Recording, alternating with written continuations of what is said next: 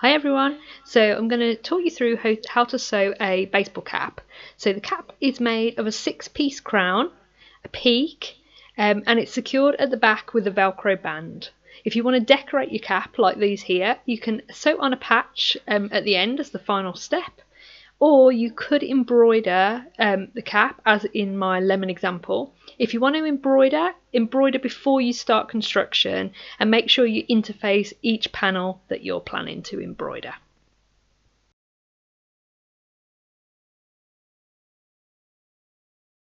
First we're going to talk materials, so you can see everything that you'll need laid out here. You'll need a suitable fabric, so you want something that's going to hold its shape well, fairly firm. A medium weight cotton is a good idea, or potentially a denim or something of a similar weight. You'll also need medium weight interfacing, matching thread, a small piece of bias binding for the back of the cap, and Velcro to secure it at the back.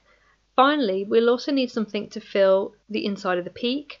I've used a plastic stationery folder and just cut the pattern piece out of that, which is ideal if you can recycle one or pick one up cheaply.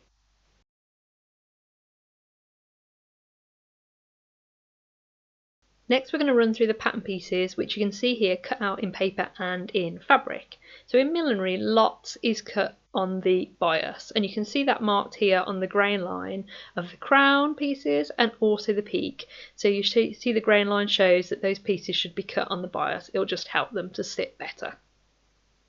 So as mentioned, the crown of the hat, so the section that sits on your head, is composed of 6 panels. So 4 of those use this pattern piece, 2 for the front of the crown and 1 either side, and you want to cut 4 and interface 2 because we'll interface the 2 front pieces.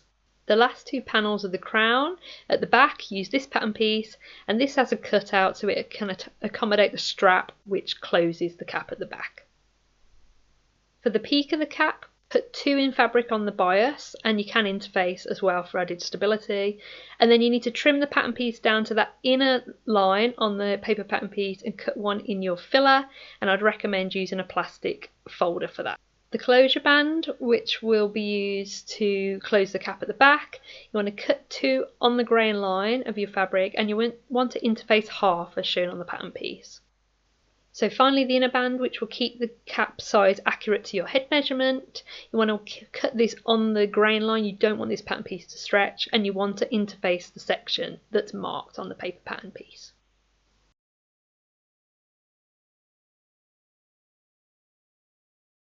So the easiest way to sew the 6-panel crown together is to do it in 2 halves. So we'll have 2 groups of 3 panels that will sew together, create the 2 halves, and then we'll join them. And the only important thing here is that you keep the 2 front panels, so it's the 2 interfaced panels together, and you keep the 2 back panels together because you need that gap at the back. So we'll start sewing our crown by sewing our 2 front, so the 2 interfaced panels together, right sides together, along 1 curved edge only, and the same for the back, stopping when you reach the cutout section. We've sewn our first 2 seams now, but before we attach the next panels, we're going to press these seams and we're going to top stitch, because it's much easier that we do this with each seam of the crown as we go along. So as we construct the crown, you want to press each seam flat as we go, with the seam allowance open. It can be a little bit tricky on these curved shapes, but if you have a tailor's ham, that can help as well to help press the curved seam without flattening the crown. And then once each seam of the crown is pressed, we're going to top stitch. So you're going to top stitch a row of straight stitches either side of your seam, and you want to sew that row of top stitching 0.3 centimeters either side of the seam.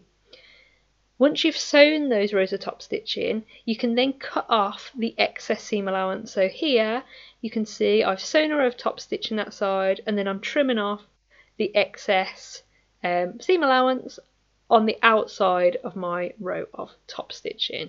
It just reduces then the seam allowance within the crown, makes it a bit less bulky. And you can see on this piece here, I've currently top stitched and then trimmed 1 side of the seam, but not the other yet, just so you can see the difference. Once you've completed those seams, top stitching and trimming back, We can then add the side panels. So take your two side panels for the crown and attach one to the left hand side of the front of the crown and one to the left hand side of the back of the crown. If you pin them along that one curved seam and then sew together with a 1 centimetre seam allowance. Once they're sewn, you'll follow the same process of pressing along the seam and then trimming back the seam allowance. So the crown will now be in 2 halves with all 4 of the seams pressed and top stitched. To complete the crown, we'll then sew those 2 halves together. So place them together, right sides together, pin, and then sew with a 1 centimetre seam allowance along the long curved edge. And when you're pinning them together, make sure that you carefully match the top point of the 2 halves. You want to repeat the previous step then of pressing along that final long seam, top stitching and trimming back the seam allowance. And then this is how your crown should now look, with the 2 back pieces together, the 2 front and a side in between. Our next step is to finish the edge of the cutout section at the back of the cap. So take a piece of bias binding, pin it along that inside curved edge, and then sew through one layer of the bias binding and through the cap with your standard 1 centimetre seam allowance. Once that's done, you'll want to trim away the excess seam allowance, both bias binding and cap, around that curved edge. Just because we need to remove the bulk so that we can then fold the bias binding down and to the inside of the cap.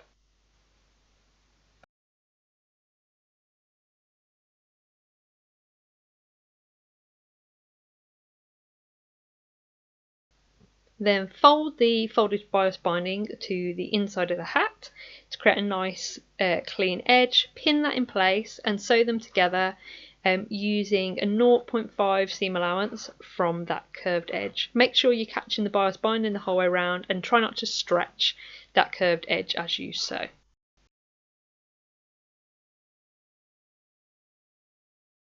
Next up is the peak of the cap. So take your 2 fabric pieces and pin them along the outside curved edge. Then sew with a 1 centimetre seam allowance.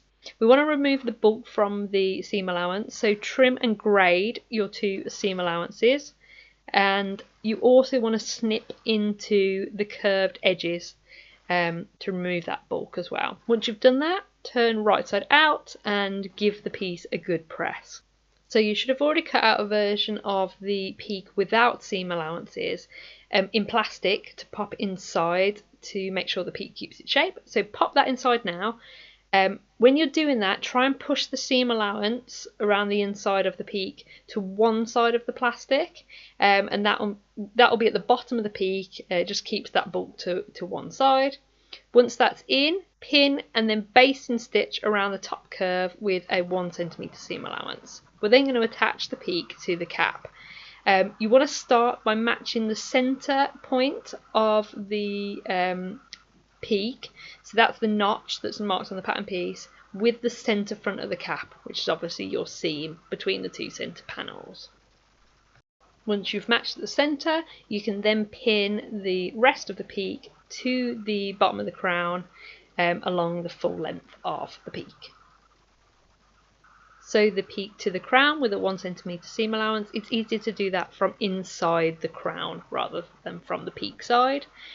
Once that's done, they should be securely attached together, and you can remove the basting stitches that you sewed along the edge of the peak.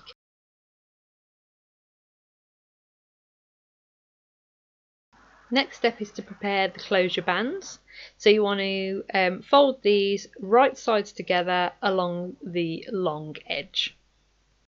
Sew together along 2 sides, so you're leaving one short edge open so that you can turn them right side out. Once you've sewn, you want to trim the seam allowance and you want to clip off the pointy corners, and then you want to turn right side out and give them a good press. To finish the closure bands, sew a 6 centimetre length of Velcro to each band. Ideally, you'll have the folded edge of the closure band at the top and the seam allowance edge at the bottom.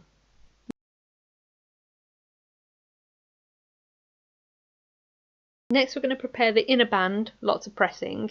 First, press in the two short edges, so press them in wrong sides together by 1 centimetre. Then press the band in half, lengthways. And then finally, along the top long edge, so the side with the interfacing, you want to press that edge in along the full length of the band, again by 1 centimetre. And this is how your finished band should look. The short edges should be pressed under by 1 centimetre, one long edge should be pressed under by 1 centimetre, and the band should be folded fully in half.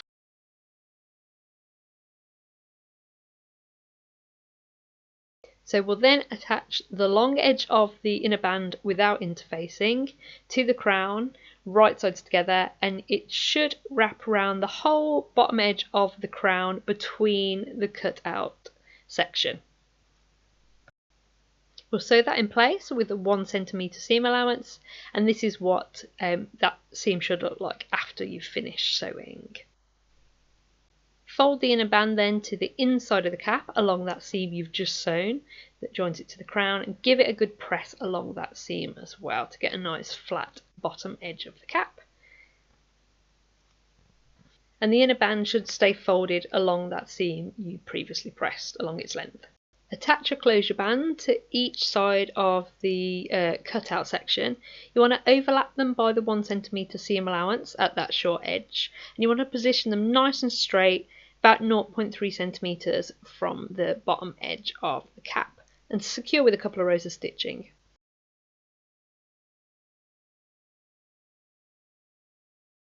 Our final step will be to sew a row of stitching around the bottom edge of the cap. It will keep the inner band in place inside the cap and just neaten that bottom edge. So first off, just pin the band in place so that it doesn't move around while you sew.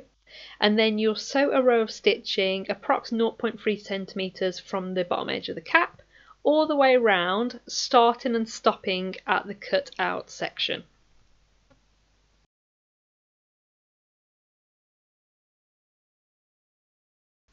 So the construction of the cap is now finished. The only step left is to optionally add a patch to the cap if you'd like to. You can position that wherever suits. You might want to position it along the centre front seam and then stitch in place by hand or using a machine. You might also want to consider embroidering a future cap. If so, I'd recommend doing the embroidery before constructing the cap and interfacing each pattern piece that you plan to embroider.